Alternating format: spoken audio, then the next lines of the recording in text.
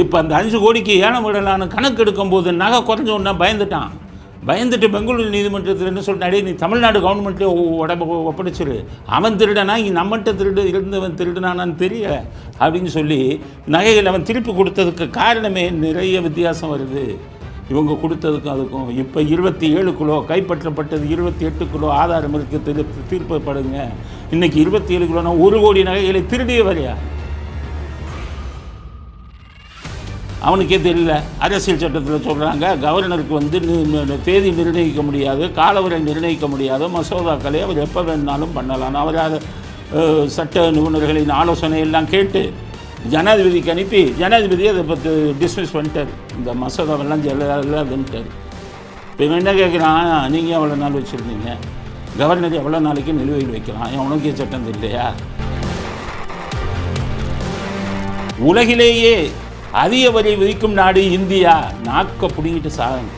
அந்த பாஜக கட்சி ஆட்சியில் இருக்குங்கிற என்ன கேள்வி கேட்டாமல் பாருங்க ஒரு வெளிநாட்டுக்கு.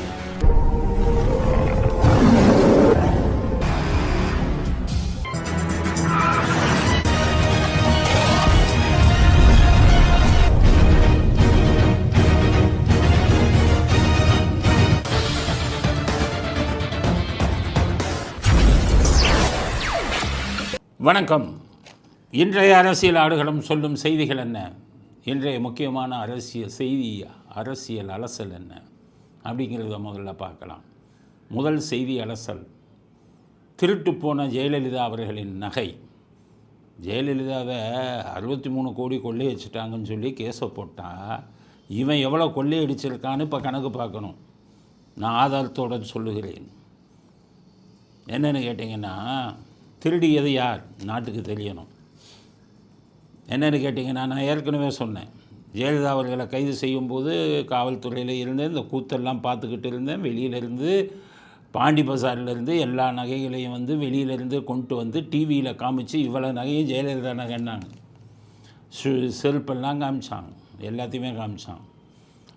அப்போவே ஊரை ஏமாத்தினாங்க. கேட்பதற்கு ஆள் இல்லை. எங்களை போன்றவர்கள் டிபார்ட்மெண்ட்டில் இருந்தால் வாயை திறக்க முடியாது. இங்கே நாங்கள்லாம் வெளியில் இருந்தோம்.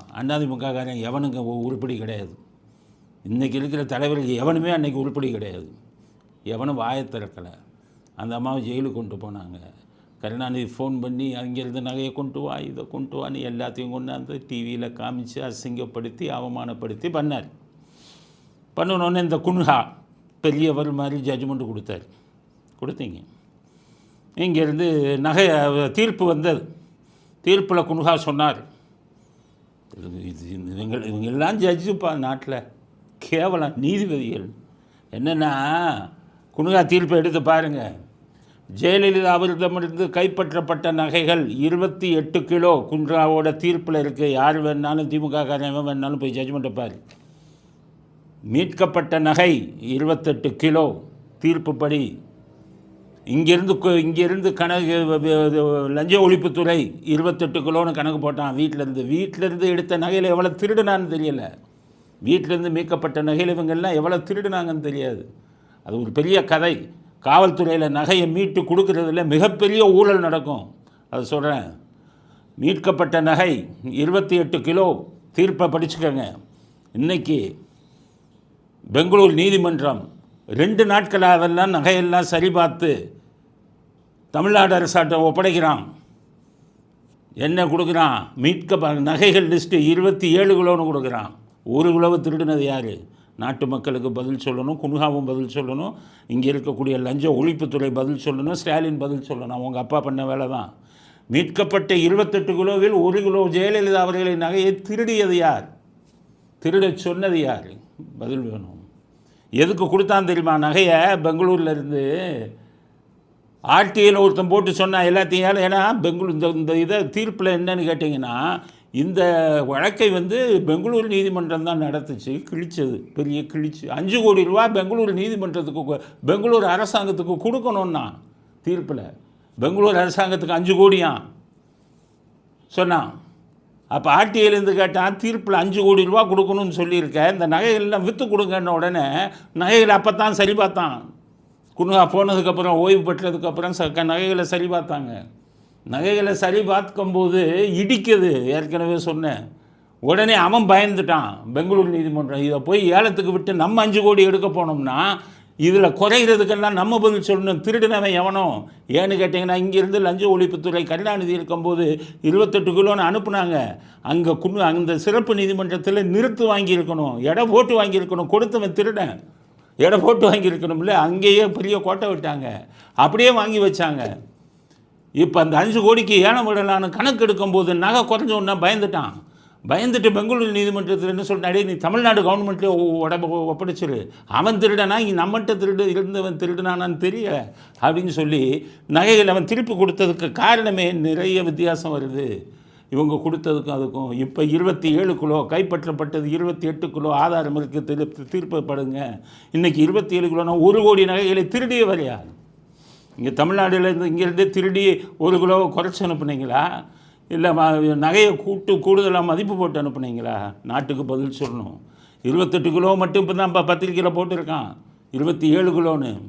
800 கிலோ சில்வர், வெள்ளி ஜெயலலிதாவிடமிருந்து கைப்பற்றதாக குற்றப்பத்திரிக்கையில் இருக்குது, ஜட்ஜ்மெண்ட்லேயும் இருக்குது, தீர்ப்பில். 800 கிலோ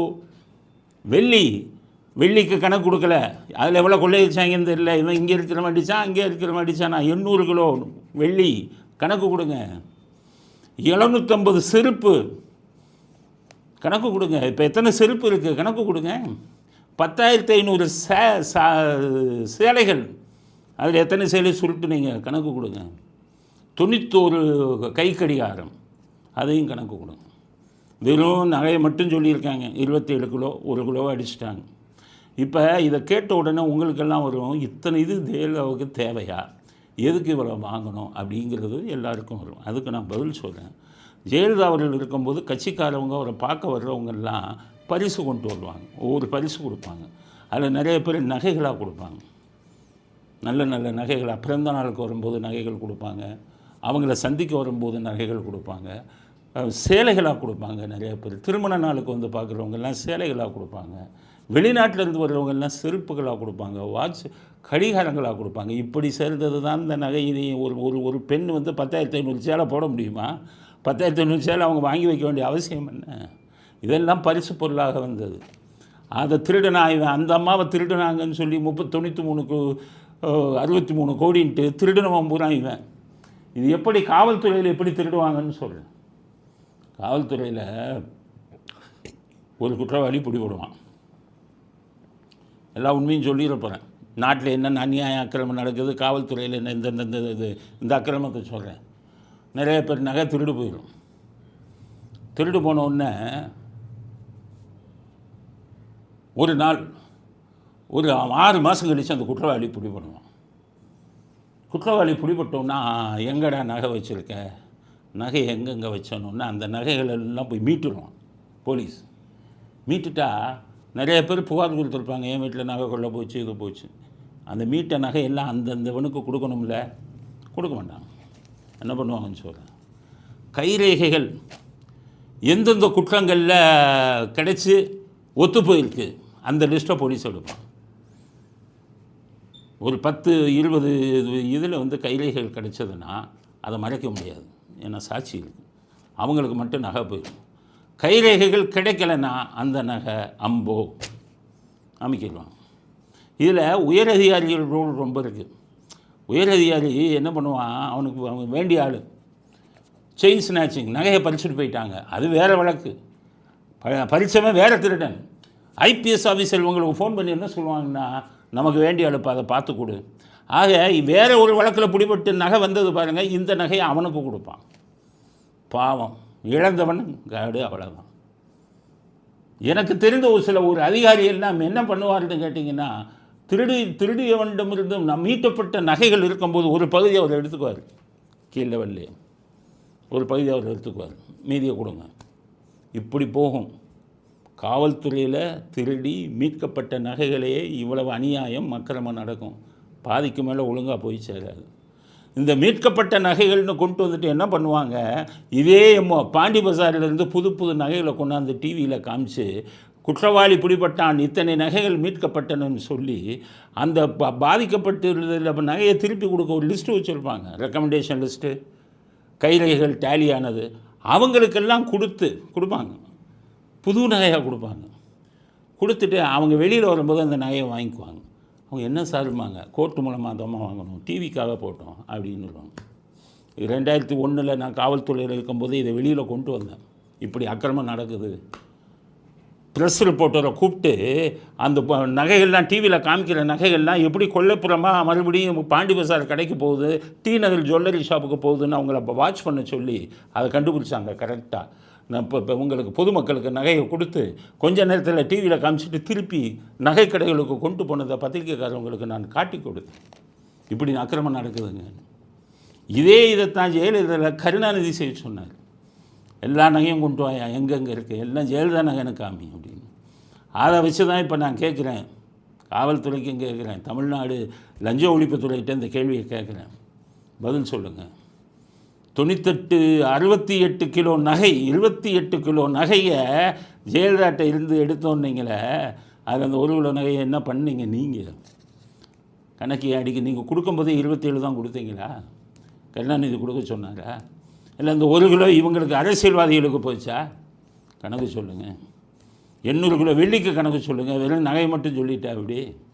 சேலைக்கு கணக்கு சொல்லுங்கள். யார் யார் வீட்டுக்கு சேலை போச்சு? எல்லாம் காஸ்ட்லி சேலை, பரிசாக வெளிநாடுகள்லேருந்து வந்து பரிசாக கொடுத்த சேலை.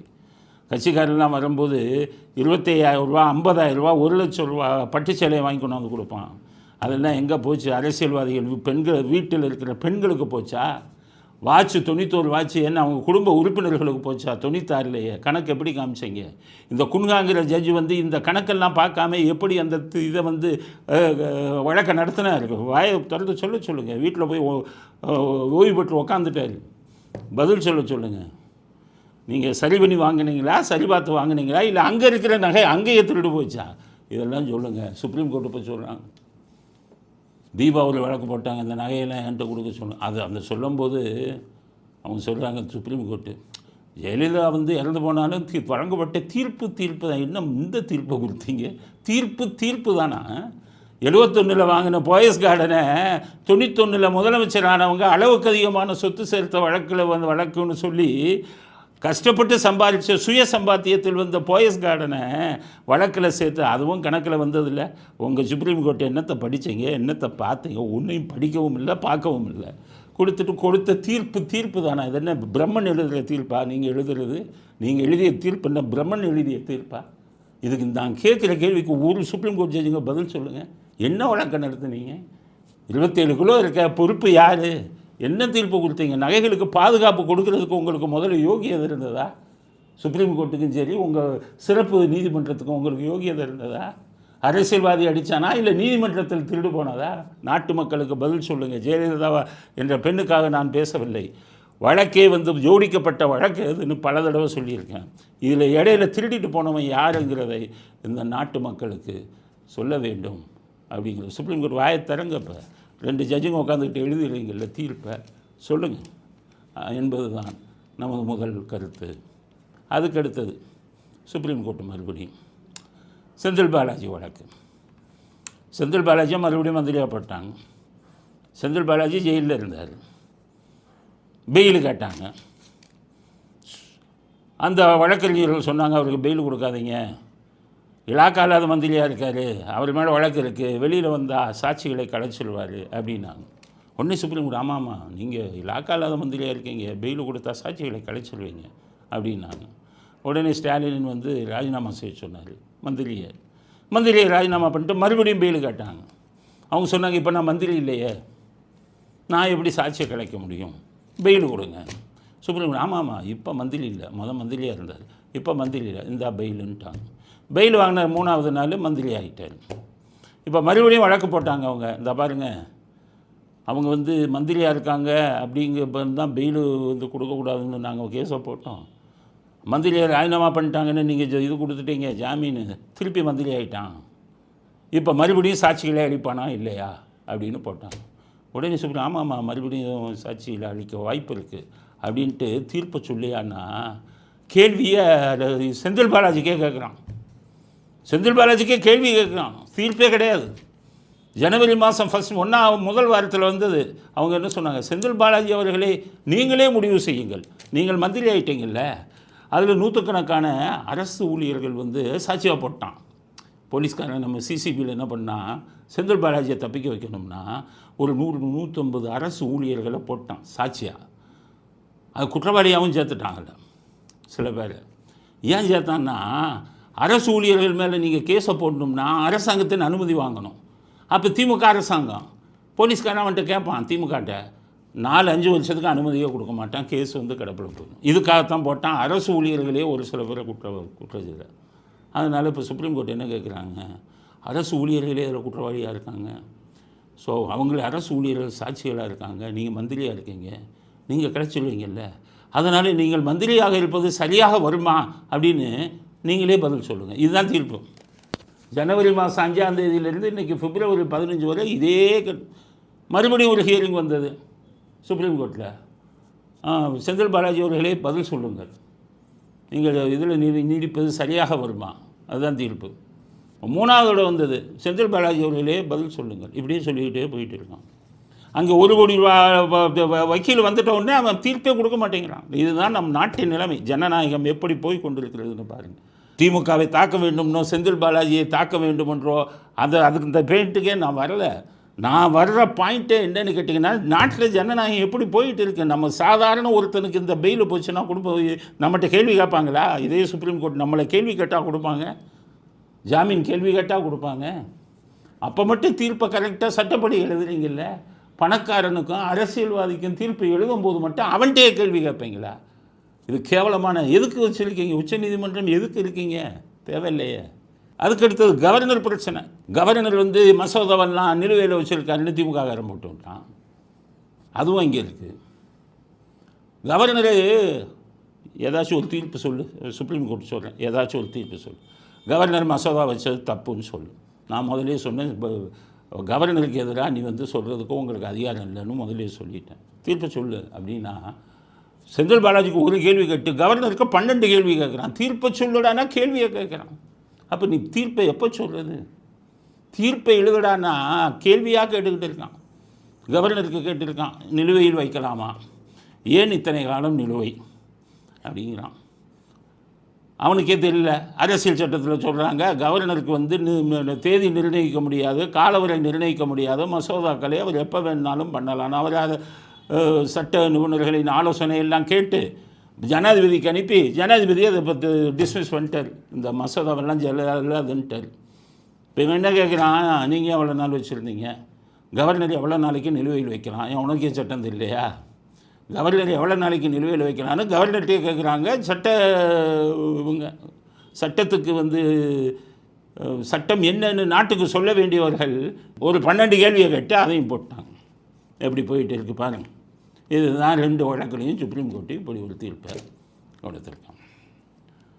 ஆக செந்தில் பாலாஜி என்ன பண்ணார், கேள்விக்கு பதில் சொல்லியானா? அவர் இங்கே கேள்வி கேட்குறாங்க, இங்கே சொல்கிறார். ஈரோடு கிழக்கு தொகுதியில் அதிமுக ஓட்டெல்லாம் திமுகவுக்கு விழுந்திருக்கு.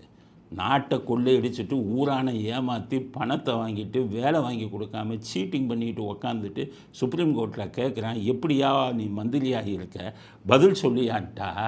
ஈரோடு கிழக்கில் அதிமுக ஓட்டெல்லாம் திமுகவுக்கு விழுந்திருக்கான். உங்கள் தலைவருக்கு கணக்கு தெரியாத மாதிரி தானே உங்களுக்கும் கணக்கு தெரியாது. போன ஈரோடு கிழக்கு எலெக்ஷனில் வந்து நீங்கள் வாங்கின ஓட்டை விட 5000 ஓட்டு கூட வாங்கியிருக்கீங்க. அதிமுக 40,000 ஓட்டு வாங்கியிருக்கானே, வெறும் 5000 கூட வாங்கிட்டு அதிமுக ஓட்டெல்லாம் இங்கே விழுங்குன்னு இங்கேயும் கணக்கு இடிக்கிற மாதிரி பதில் சொல்லுங்களா? உங்கள் தலைவருக்கும் கணக்கு தெரியாது, உங்களுக்கும் தெரியாது. சுப்ரீம் கோர்ட்டுக்கு பதில் சொல்லுங்கள் முதல்ல.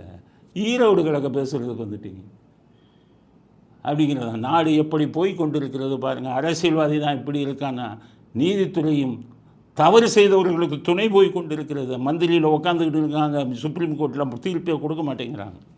அப்போ அழுத்தம் எங்கேருந்து வருது? சுப்ரீம் கோர்ட்டில் இப்போதைக்கு இந்த 2 வழக்கில் நிலுவையில் இருந்துக்கிட்டு இருக்குது. என்றைக்கு தீர்ப்பு வரும் என்பது ஆண்டவனுக்குத்தான் தெரியும். அரசியல்வாதி 3 வருஷம் ஜெயில் தண்டனையை வாங்கிட்டு ஸ்டே வாங்கிட்டு திருப்பி மந்திரி ஆகிறான். பெயிலுக்கு கொடுக்க மாட்டேன் நீ மந்திரியாக இருக்கேன்னு சொன்னோன்னு மந்திரி பதவியை ராஜினாமா பண்ணிவிட்டு பெயிலை வாங்கிட்டு திருப்பி மந்திரி ஆகிறான். கேட்பதற்கு நாதி இல்லை. சுப்ரீம் கோர்ட்டு தீர்ப்பு கொடுப்பதற்கு தயாராக இல்லை. அப்படிங்கிறது ஒரு கேவலமான விஷயம் என்பது அடுத்த கட்ட கருத்து. அடுத்தது ட்ரம்ப் முக்கியமான விஷயம் சொல்லியிருக்கார். மோடி போய் அவர் பார்த்துருக்கார் ட்ரம்ப்பை. நாக்கப்படுங்கிற மாதிரி ட்ரம்ப் ஒன்று சொல்லிட்டார். அது நம்ம இந்தியர்கள் அனைவரும் ட்ரம்ப் சொன்னதை ஏற்றுக்கணும். நம்ம தலைவர்கள் சரியில்லை, ஒரு வெளிநாட்டுக்காரன் சொல்கிறான். அப்போ இந்தியாவுக்கு அதிக வரி விதிப்போம்னார் மோடி. இவர் ட்ரம்ப்பு மோடி போகும்போது இதை பேசியிருக்காரு, இந்தியாவுக்கு கொஞ்சம் அதிகம் வரி விதிக்காதீங்க, இது நடந்த விஷயம், இதில் கட்சி இல்லை, நாட்டின் நலன்தான் இருக்கிறது, மக்களின் நலன்தான் இருக்கிறது. பிஜேபிக்காரெல்லாம் சும்மா இந்த கால் சென்டரை வச்சுக்கிட்டு பதில் இது போடாத,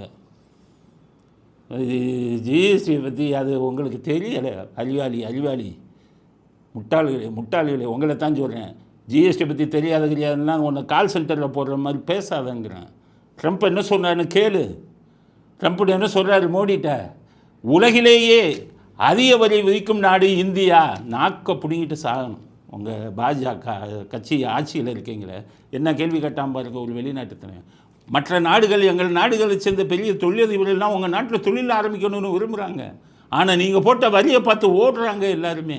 அப்போ நீங்கள் மட்டும் அவ்வளோ வரி விதிப்பீங்க, இப்போ நாங்கள் எங்களுக்கு நாங்கள் வரி விதிக்கக்கூடாதா எங்கள் நாட்டில்? இப்போ இவர் எலன் மாஸ்க் உலகமாக கோடீஸ்வரன், இந்தியாவில் அவர் பெரிய கார், லக்ஸூரியஸ் கார், ஆடம்பர கார் கோடிக்கணக்கானது உலகம் முழுவதும் விற்றுக்கிட்டு இருக்குது. உலகம் முழுவதும் அவருக்கு இந்தியாவில் கம்பெனி ஆரம்பிக்கணுங்கிறாரு. ட்ரம்ப்கிட்ட கேட்குறாரு, வரியாக போட்டுக்கிட்டு இருக்காங்க, கம்பெனியே ஆரம்பிக்க முடியலை, 28% போடுறான் லக்ஸுரி காருக்கு.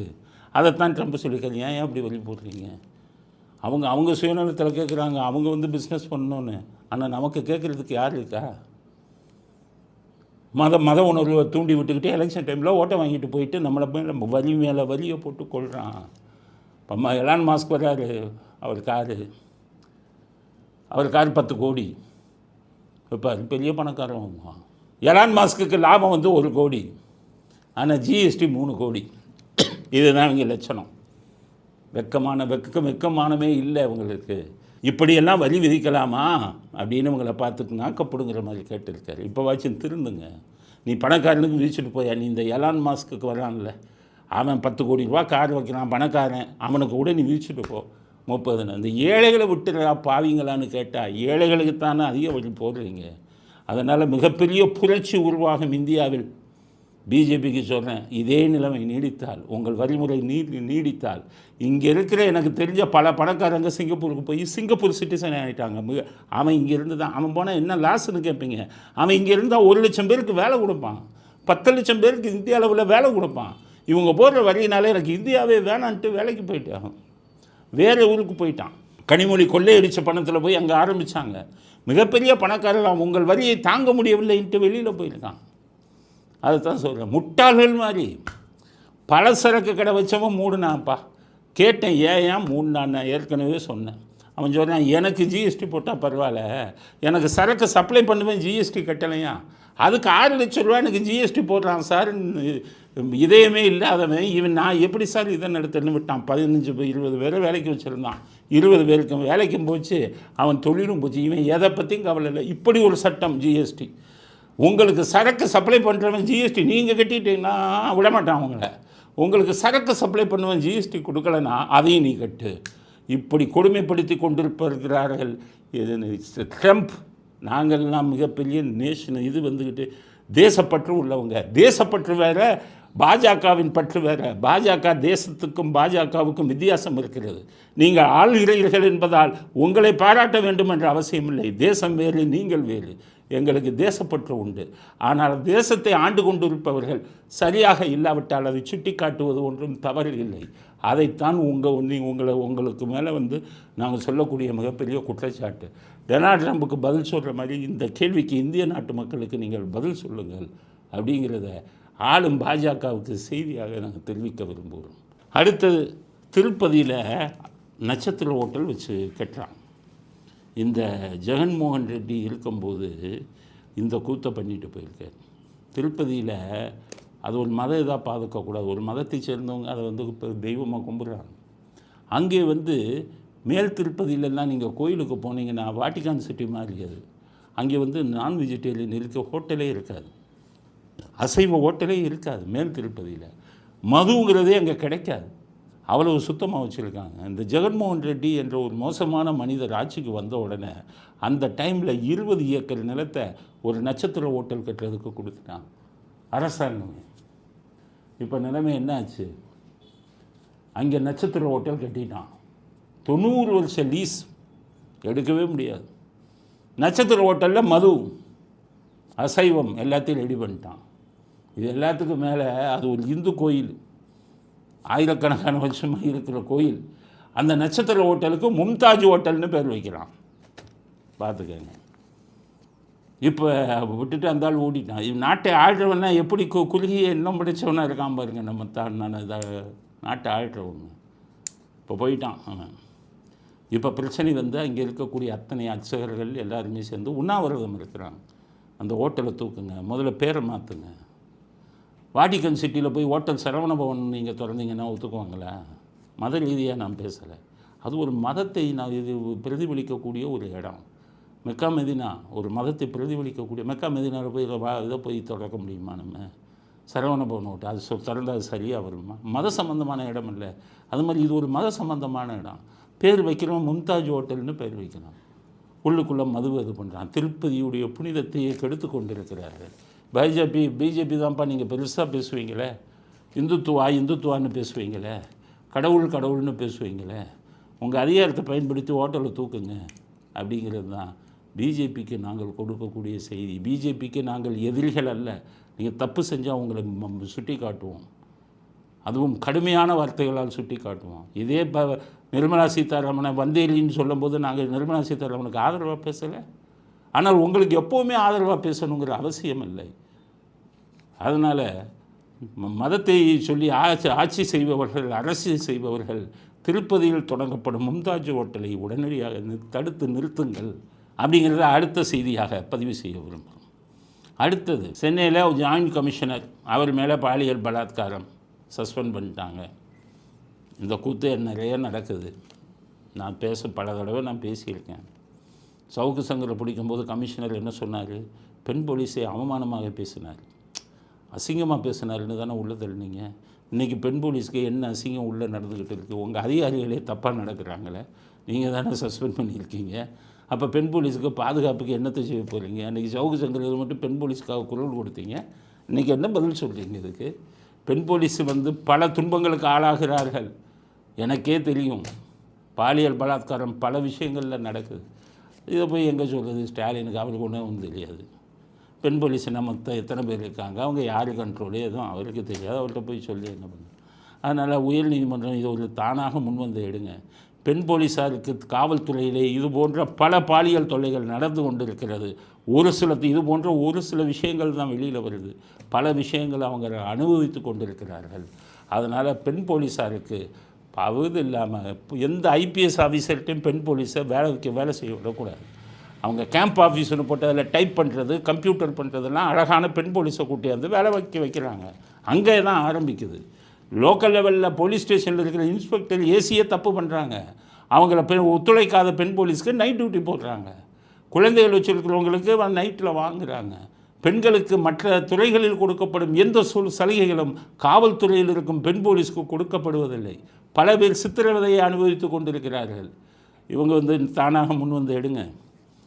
உயர்நீதிமன்றம் எடுத்து இது போன்ற பல விஷயங்கள் உள்ளே நடந்துக்கிட்டு இருக்கு. குமுறி கொண்டிருக்கிறார்கள் பெண் போலீஸு. அவர்களுடைய கஷ்டங்கள் என்னங்கிறத ஒரு கமிஷன் ஆஃப் என்கொயரி போட்டு எல்லார்ட்டையும் புகார், எந்த அதிகாரி தப்பு பண்ணியிருந்தாலும் தைரியமாக புகார் கொடுங்கன்னு சொல்லி அத்தனை அதிகாரிகளையும் நீக்கம் பண்ணுங்க அப்படிங்கிறத இவங்களுக்கு நாங்கள் ஸ்டாலின்ட்டு சொல்ல முடியும். உயர்நீதிமன்றத்துக்கு சொன்ன ஸ்டாலின் பெண் போலீஸை கட்சிக்காரன் கையை பிடிச்சிட்டு தான் அவனையே காப்பாற்றி விட்டார். ஸ்டாலின் என்ன சொல்லிக்கிறாரு? நாங்கள் பெண்களுக்கு ஆதரவான. என்னையா பெண்களுக்கு ஆதரவானவர்கள்? நீங்கள் போய் பெண்களுக்கு ஆதரவானவர்களா? அந்த சாரை காப்பாற்றிக்கிட்டு இருக்கீங்க. 4 பெண்களை திமுக கொடியை வச்சுக்கிட்டு துரத்துனா அவன் மேலே நடவடிக்கை எடுக்காமல் அவங்க அண்ணன் அதிமுகக்காரன், தாத்தா அதிமுகக்காரன்னு ஊரை ஏமாற்றிக்கிட்டு இருக்கீங்க. பெண்களுக்கு எதிரானவர்கள் தானே நீங்கள். ஸ்ரீமதி விஷயத்தில் என்ன ஆச்சு? எல்லா பெண்களுக்கும் துரோகம் செய்யக்கூடிய ஆட்சி தான் இந்த ஆட்சி. உயர்நீதிமன்றம் இதில் தலையிட்டு பெண்களுக்கு பெண் போலீஸுக்கு நிச்சயம் நீதி வழங்குங்கள் அப்படிங்கிறது அடுத்த கட்ட கருத்து. இத்துடன் இன்றைய அரசியல் ஆடுகளம் நிறைவு பெறுகிறது. மீண்டும் நாளை புதிய செய்திகளுடன் உங்களை சந்திக்கிறோம். நன்றி, வணக்கம், ஜெயஹிந்த்.